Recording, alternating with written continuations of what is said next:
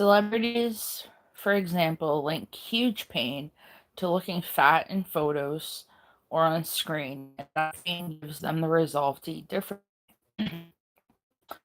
They link enormous pain to not getting work because they don't look slim.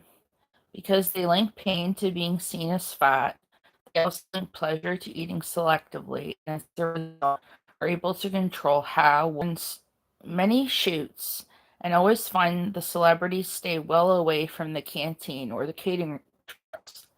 They will request that their food is sent to their trailer or dressing room and avoid being around the huge fry ups and high calorie food available for the crew. They will request the type of food they want, and if it's not set, they will send someone out to get it or bring their own food for them. They avoid temptation because they link pain to looking fat, to looking slim. And this becomes so ingrained in them that they are able to avoid foods that would lead to weight gain. When celebrities are being filmed in their underwear or swimwear or the Oscars are looming and they want to look particularly good, they have even more resolve that allows them to restrict how they eat in order to look amazing. The looking amazing is more important to them than eating junk food. Check. You don't have to be so extreme, but changing what you link pain and pleasure to will change your whole attitude to food permanently. It isn't just stars who do this. Vegetarians clearly link pain to eating meats, and there is no dilemma for them. If they were on a long flight and only meat was available, they would eat nothing rather than eat meat. They might improvise with other foods, but they could not and would not eat any food that went painful. Muslims are taught that pork is dirty, so they link pain to it and do not eat it. Orthodox Jews will not eat shush for the same reason. The footballers I work with all have a huge enough discipline not to eat stodgy food before a match, as it slows them down. They simply link pain to not performing at their best during the game. Yep. And they link pain is linked to any food that could have this effect on them. If they're around it, they won't eat it. The problem begins when we link pain and pleasure to the same thing. This causes huge problems for our brain. It is confusing for our brains because it can't do what it's designed to do. It can't move us towards pleasure and away from pain when they are linked to the same thing simultaneously. So when you eat sweets and say, "These are delicious, but I shouldn't have them because they make me fat," you are linking pain and pleasure to the sweets simultaneously. Likewise, when you eat cake and say, "This is yummy, but it's going straight to my hips," when you link pain and pleasure to the same item, your brain begins becomes like a spin dryer going round and round and getting nowhere. This confusion will affect your mindset for sure. If you don't run your brain and take charge of it, your mind is influenced by advertisers and food manufacturers. Anorexics and bulimics are affected by exactly this confusion because what they love, they also hate. And what they hate, they also love. That thing is food. Anorexics like shopping for food, reading about food, even cooking for others, but they won't eat much at all. I have anorexic clients who go to the supermarket every day and spend hours looking at all the different food and getting pleasure from it. Just looking at the food that the anorexics get pleasure. They also buy the same, but they always buy the same items. Some lettuce, an apple, and some tomatoes. Pain to eating food that is high in calories. If I ask a bulimic what he or she loves, they will I love food. I love junk food. I love eating it, tasting it, smelling it, and binging on it. When I ask them what they hate, when I ask them what they hate, they reply, "I hate having food in my body. I hate being full. I have to make myself sick because I hate it so much." I have similar conversations with my clients who are simply overweight. "What makes you happy?" I ask them. "Eating, especially eating ice cream and puddings," they reply. "So what makes you unhappy?" I continue. "Well, come to think of it, eating ice cream and puddings is making me unhappy. I mean, look at that size of my stomach. How can I be happy with that?" They reply as they prod it in mock horror. "Well, let's get you to stop eating them." "Oh no, I don't want to do that. I would miss ice cream so much. I couldn't enjoy going to the cinema without ice cream." "So what do you want?" "I want to be thinner. That would make me happy. But I don't want to give up my treats because that would make me unhappy. Have you got any other way?" Confused? Me too. But I was the same once. When I was at hypnosis school, my teacher offered to hypnotize me to stop eating chocolate, and I actually refused because I liked it too much. Even when one of my back teeth broke, when I bit into some chocolate and it cost me 400 euros to fix it, I still didn't link enough pain to chocolate. Here's an example of how the pain and pleasure cues affect your appetite. If you ordered a pizza in a restaurant and were watching the waiter bring it over, piping hot and smelling wonderful, you would link pleasure to eating it and maybe start to salivate in anticipation. If just as the waiter put it on your table, he sneezed all over it, you would immediately link revulsion to eat it and would not eat it no matter how hungry you were. You have in you have in an instant reversed what you pain and pleasure to, and this in turn affected your appetite. The good news is that you can do this permanently when you choose. Right, Char? You cannot succeed on a diet loving and hating the same food, wanting it, denying it, and then craving it. Think of the foods you love and the foods you hate. You link pain to the wrong foods, the ones that have cost you so much in terms of weight gain or lack of confidence, while linking pain and pleasure to the same food, maybe hot dogs, crisps, or chocolate, you can make yourself think of them. Your mind cannot move you towards your goal of being slimmer when you link pain and pleasure to the same thing. I love a huge slice of cake and then hating yourself for eating it. We would hate the idea of eating grubs and insects, but if we were wandering out in the wilderness somewhere, we would eat them. We might even eat them with relish. We might be so thrilled to find some food, we would fight others for our share of it. In doing so, we change what we link pain and pleasure to. You can do this at any time. I read about an English girl in prison in India. She reported that the daily rice portion contained maggots, which she ate as they were her only source of protein. She linked pleasure rather than pain to finding maggots in her food. On the TV series I'm a Celebrity, Get Me Out of Here, the celebrity contestants had to eat grubs, insects, and fish eyes. Oh my god, my grandma used to eat fish eyes. In order to earn food for their colleagues. Hi, person. They ate this horrible food by linking pleasure to getting food for celebrities. And because they knew that being seen to do this on television made them heroic to the viewers. They linked pain to failing on television, losing popularity, and not getting any food for their campmates. This ability to almost instantly change what they linked pain and pleasure to allowed them to do something that was unthinkable only days earlier.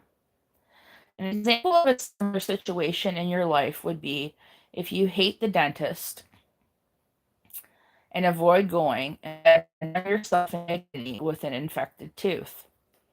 That happened to me once. If the tooth pain is bad enough, you will link the dentist and beg for an appointment. You will link pleasure to getting an appointment instead of pain.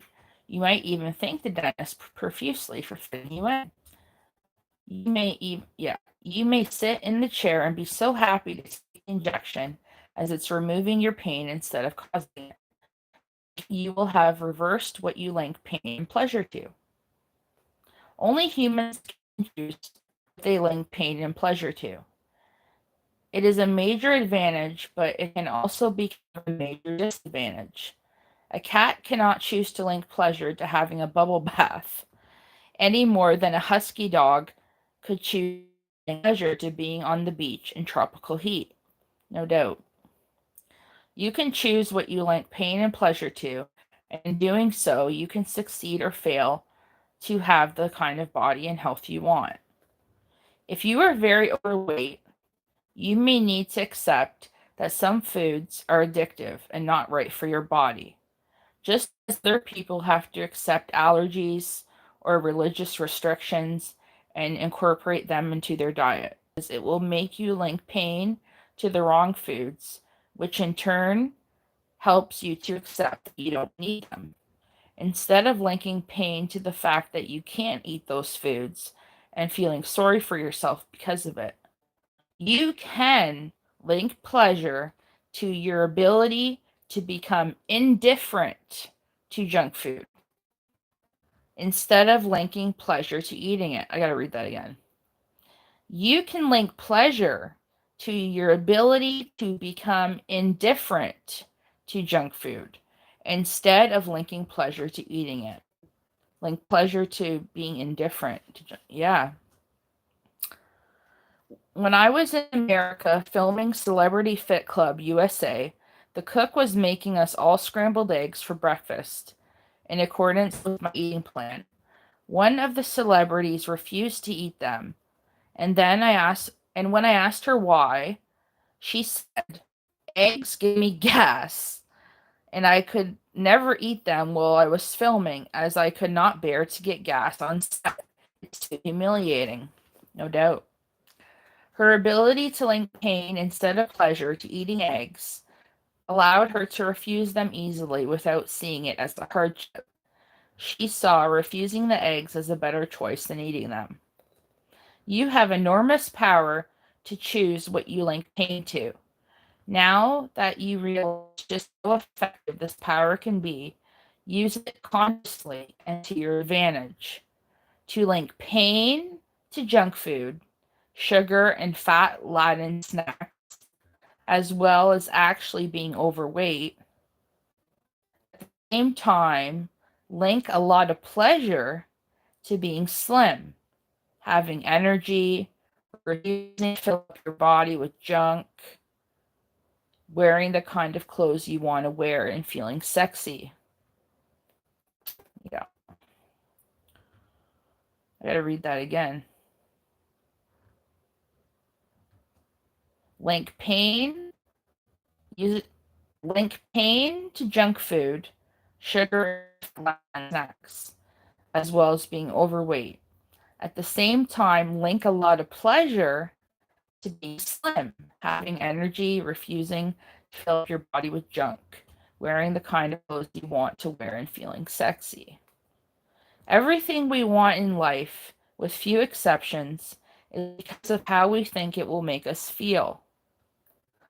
Look at the feeling you think you will get when you eat junk food and realize you are eating it because you think it will make you feel good. It may make you feel good for a brief period of time when it's in your mouth and in stomach, but it will never make you feel good long term. However, you can get that feeling without the food, and this book will show you how. If you keep telling yourself you want chocolate or you need cake, it's because you think that chocolate or cakes will make you feel good or happy, or better than you're feeling without them. You can make wanting to be thinner much more important. People who successfully control their weight want to be slimmer more than they want to eat cake. Mm-hmm. Eating cake or chocolate make you feel good momentarily, whereas becoming your ideal weight will make you feel good for good. Stop telling yourself that eating junk makes you feel better, as that simply is not true long term. Tell yourself instead that eating selectively and being your ideal weight makes you feel amazing. A good way to do this is to think of the longest time you feel good after eating sugar and then how long you feel good for when you eat properly. Yep. Step 2, change your language, change your body. Empty, full, starved, hungry, satisfied, content, fulfilled. These are all emotional words. We can feel emotionally empty, starved of affection, sex starved, hungry for success, nourished by the love of our friends and family, and full of love or full of resentment. When we feel empty, we eat to fill that emotional void because I never knew that. The stomach is the seat of all emotions. This means that the most feelings originate in the stomach. We experience excitement, fear, panic, nerves, tension, anxiety in our stomachs. We have conditioned ourselves to eat, to push the feelings down, to ignore them, to make them go away, or because we tell ourselves the feeling must be hunger when it isn't. If your subconscious mind can misinterpret these words and feelings, don't be surprised that you have done the same. Instead of saying to yourself, I am hungry, if you feel anything, ask yourself what you are feeling and deal with the feeling. When you feel anything but hunger, punishes your body and leads to more stress and sadness. Emotional eating, or what I call mood food, does not work. Eating when you are stressed does not end the stress, but having a hot drink is beneficial, as hot drinks release endorphins in the brain and keep our moods up. Yeah. We all know that we are what we eat, but most of us don't know that in addition, we are what we speak. Our words become a reality, and our mind uses the words we speak to identify what we are feeling. Your brain takes every word you say as literal and accurate. So if you say, I am famished, I am starving, I am ravenous, or I could eat a horse, your brain will believe you are starving and will encourage you to overeat. We have something called an apposite that kicks in when we have eaten enough and tells us we are full. However, if you have already told your brain you are starving or famished, then your body will respond by ignoring the opposite and encouraging you to overeat, as if you really were in a famine or starving situation. Instead, you need to use words which are much less negatively descriptive. I could eat now, or I am ready to eat now, or I could eat now, are much better because they are neutral and don't give your brain the intense message saying, I am starving does. Your brain has to accept and act on the words and pictures you give it. The less intense the words and pictures you use are, the less intense will be your relationship with food. So don't use words with a strong negative emotional content or words that create a negative picture in your mind, because the more descriptive and negative those words are, the more they will increase your negative feelings about your body and how you eat. Whatever we tell ourselves, our mind absorbs and accepts. While your mind is used to filtering and sorting information that is presented to you, it has no with the information or signals you tell yourself. It believes whatever you tell it Because of this, getting into the habit of telling yourself only positive things is extremely effective. You also need to get in the habit of being very aware of the language you use, the words to describe things, most especially to describe yourself, because your mind particularly responds to words and images that are symbolic. The subconscious mind loves descriptive words, words that make an immediate picture. Here is an example. A client comes to my office and I ask her, "Hi, how are you?" She responds, "I'm a train wreck. My bum is the size of a barn. I eat like a pig nonstop. I'm the size of a house. I'm just hopeless mess and I can't stop eating."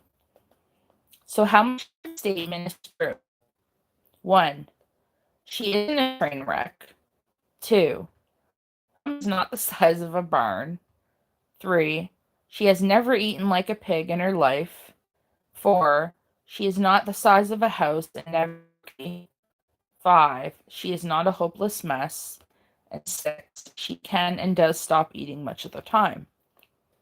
How much of that statement does her mind believe is true and act upon? Yep. Every single word is accepted by her mind as a fact, and now her mind is working to make the picture a reality. And because it's such a vivid, descriptive image, the mind has an easy job of it. If you say, "I am huge," "I'm a big fat pig, and my bum is the size of a bus," or "I could eat a horse," your mind first makes a picture of what that means and then works to have you feel and act in ways that match the picture you're causing your mind to make. You will overeat if you keep using these descriptions to tell yourself what you are feeling. One of the rules of the mind is your body must act in a way that matches your thinking. It literally has no choice. Since thoughts always come first, your mind always influences your body, and it can never be the other way around. Language is so involved in this. When people are unhappy, they use phrases like, "I feel so low," "I am so down," "I am sinking," and their body language is stooped and lowered. When they are happy, they use phrases like, "I am so up," all the way up. "I am on a high, I feel on top of the world," "I feel in," and their body language is the direct opposite of someone who is down.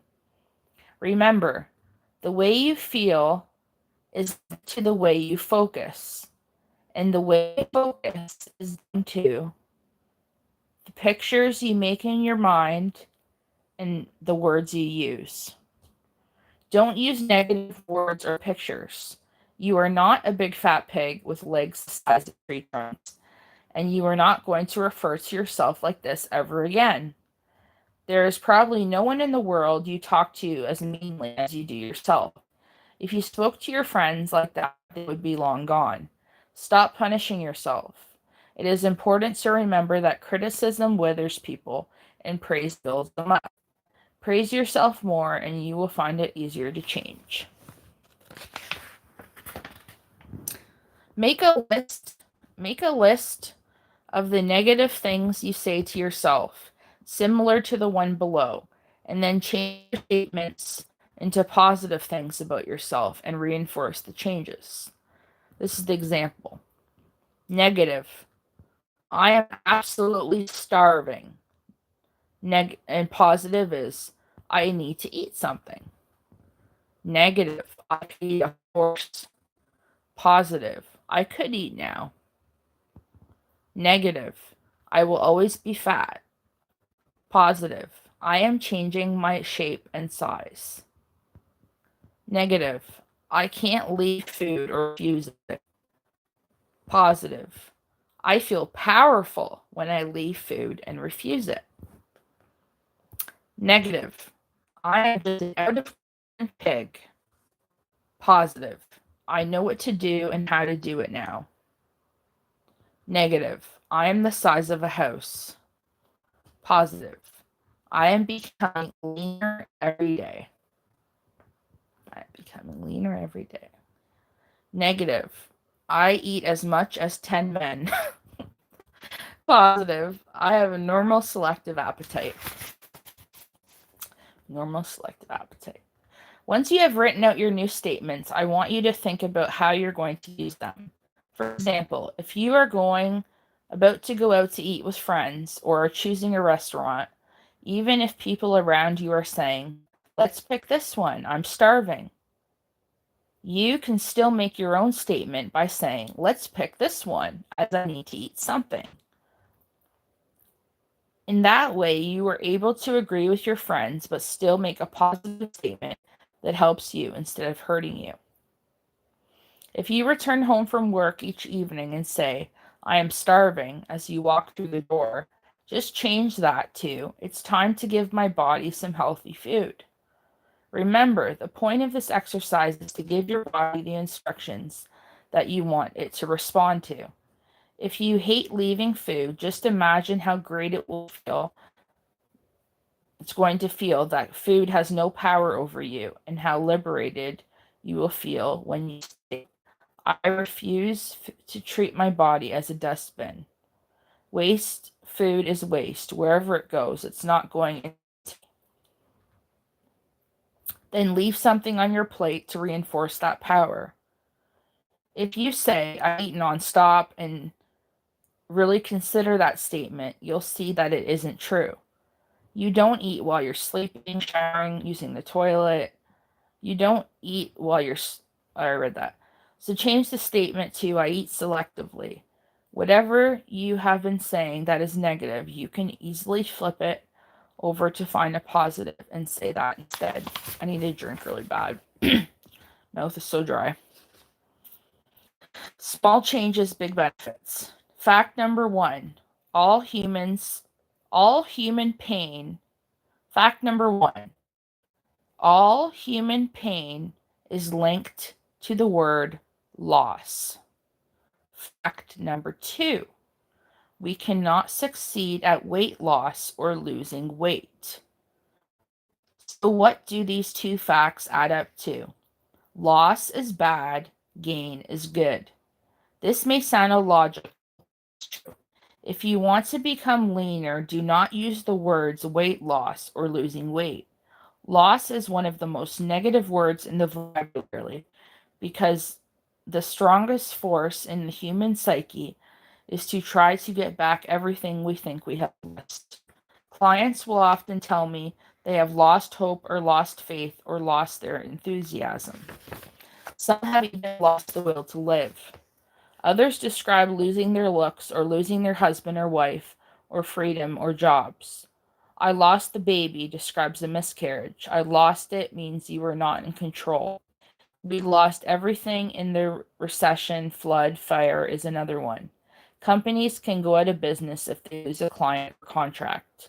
Sports people hate to lose, as even in Olympics, we don't remember who comes second.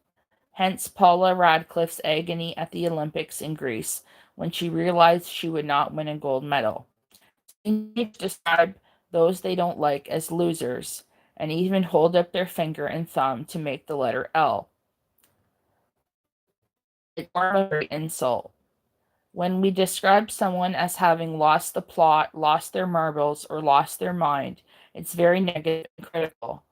I once worked with someone who through illness lost his hair, his hearing, and his mobility.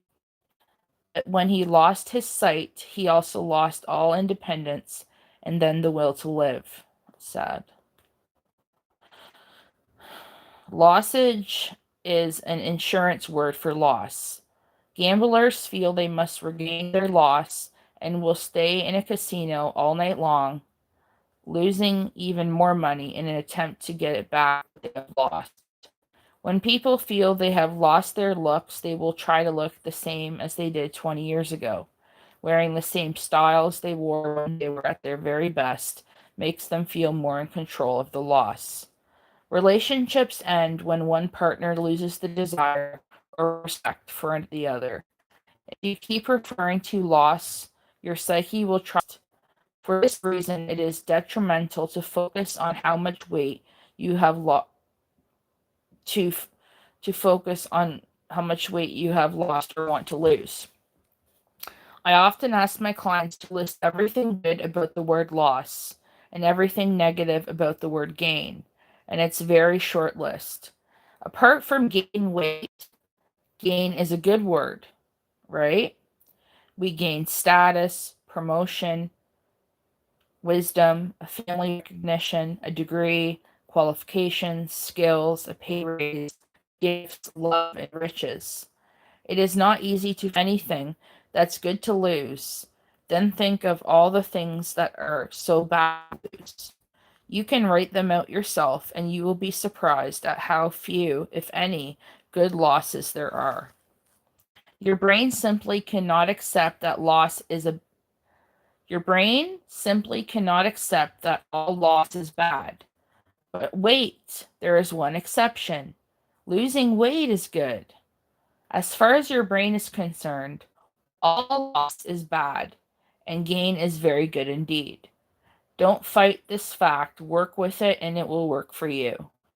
I get my patients to replace the word loss with I have let go of 10 pounds, I have reduced by half a stone, I have shed 10 pounds, I have dropped a dress size, I've taken off 6 kilos, I am dropping weight, I am shedding pounds, I am becoming leaner and lighter, I am becoming a size 12, I am becoming a smaller shape, size, I'm getting back to the right size and weight for me. Reduced, discarded, shed, let go, dropped, taken off, cut off, eliminated, and erased have less emotional attachment to them than the word loss. That's true. Find another word that works effectively for you and stop talking about losing weight. If you slip up occasionally, don't feel bad. Just correct the statement with something that works. What image do you associate with loss? What picture comes to your mind when you think of loss? Usually, the association with loss is death, pain, grief, all sad emotions, whereas the pictures you make when you say shed, reduce, or discard are not painful at all. Ownership. Fact number 3. My is an ownership word. My is also another emotional word. One of the most forceful rules of the mind is that it is reluctant to give up anything that you prefix with the word my. The clients I work with who have the most severe illnesses and symptoms always talk about my headaches, my problems, my depression, my illness, even my cancer. The clients who come to see me to shed weight talk about my weight, my fat, my enormous appetite, my greed, my problems with food, my huge stomach, my constant hunger. Never use the word my as a prefix to something you wish to be free of, because this makes the mind accept something as belonging to you when it doesn't.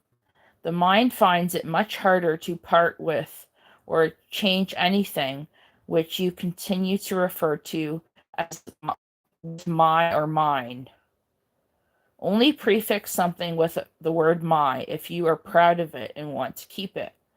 For instance, you can talk about my commitment to this program, my determination, my enthusiasm, my fantastic progress. In the same way you talk about my children, my home. These are things you are happy and proud to own. Okay, I need a drink. My mouth is like so dry. After I read for about 20 minutes to half an hour, I was like, oh, I need something to drink. Coming, Trevor. I thought I'd be going to sleep by now. It's like 10 after 4.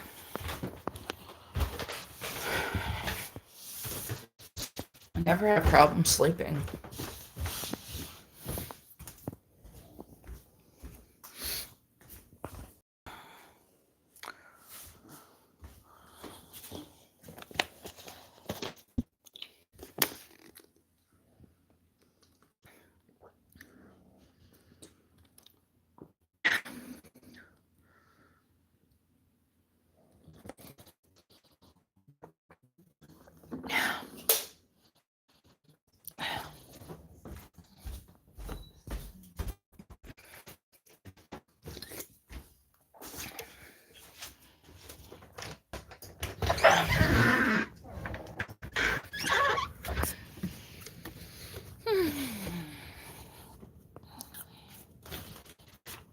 haven't been up like 4 o'clock in the morning, and I don't even know. I cannot remember the last time. I'm always sleeping this time. I wonder what keeps me awake tonight.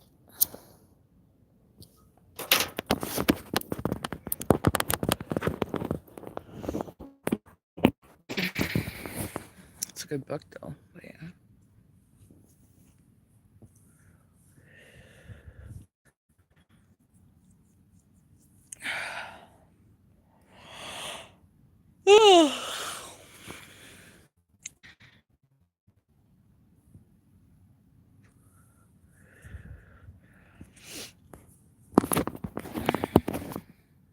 Get some sleep.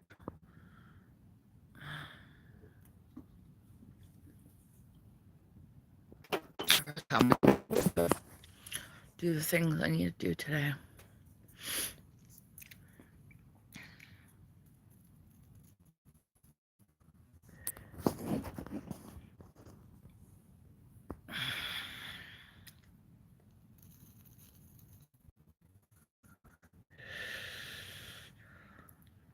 It feels weird being up at this time because I'm like always sleeping, this time.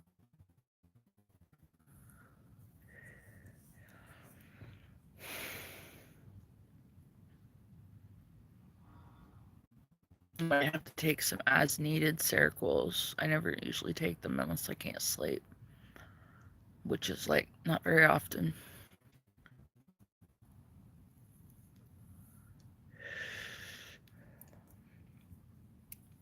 Sometimes they tend weird dreams, but I get weird dreams a lot anyways, so I don't know the difference. Janice says it's because it puts me in deep sleep, but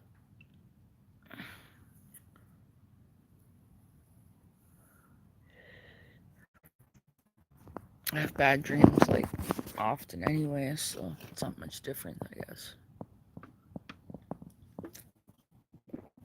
I don't like it though. It's not the best way to wake up. But if I want to go to sleep, that's what I gotta do.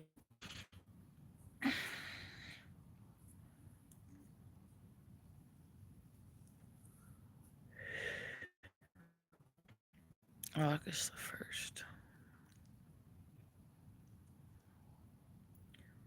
Yep. I'm gonna have to probably take the as needed Seroquels because if I don't sleep, it's not good. Some people can function without sleeping at all, but I can't. It's very odd and uncomfortable feeling.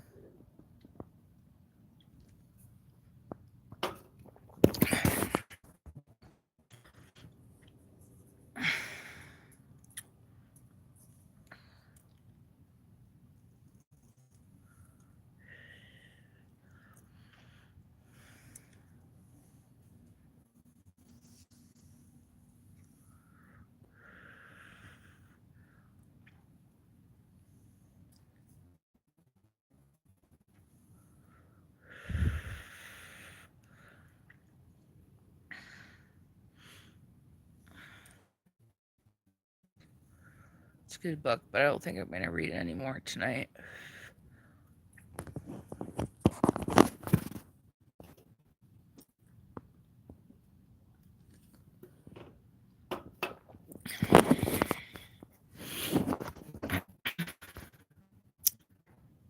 Yeah, it's really weird for me to be up at this time.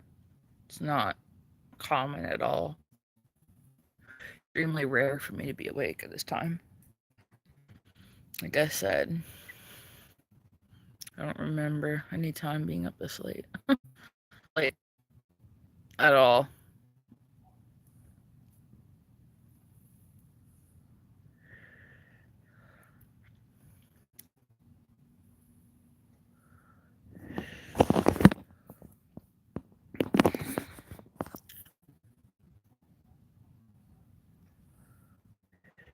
I just woke, and then take a couple as needed circles and wait for it to knock me out.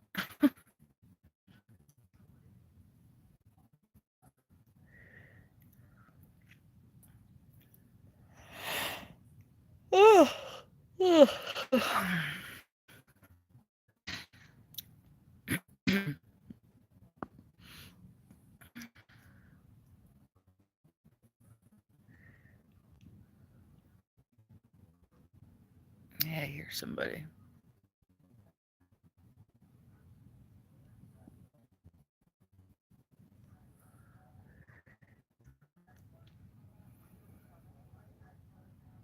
People walking down the pathway with music speaker.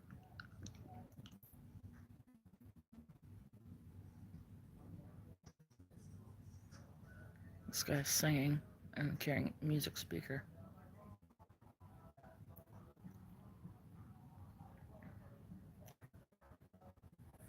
I think they're rollerblading or something, because it looks like they're like gliding. Two guys.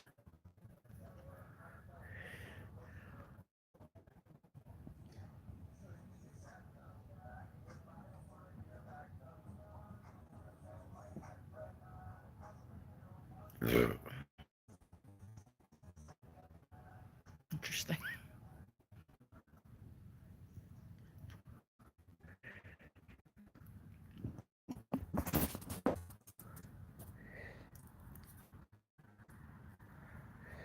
This is about the only one that's awake, eh? Oh, just heard a cart too, driving by.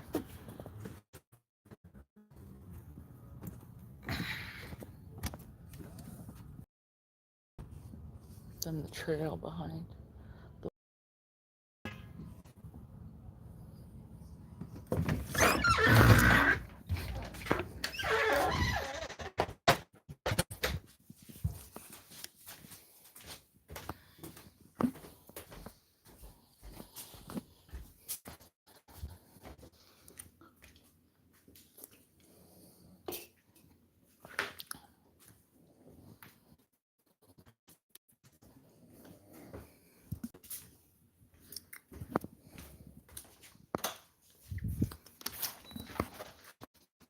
Go to bed, Meacher?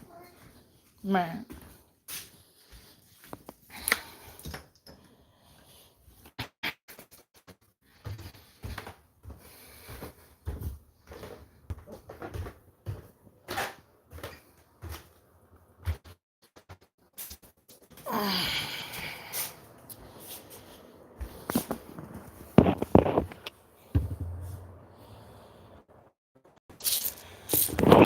Which one's a circle?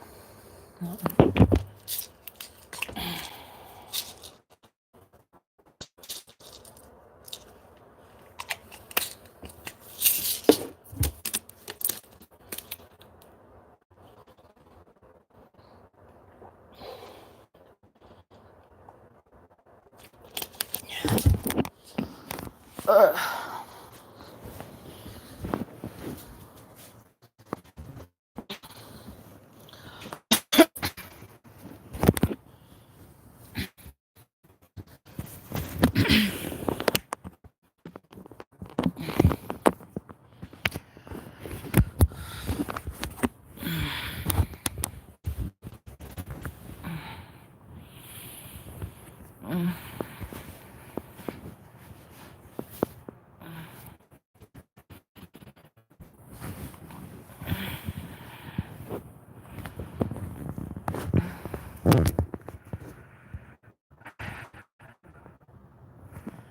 Good night.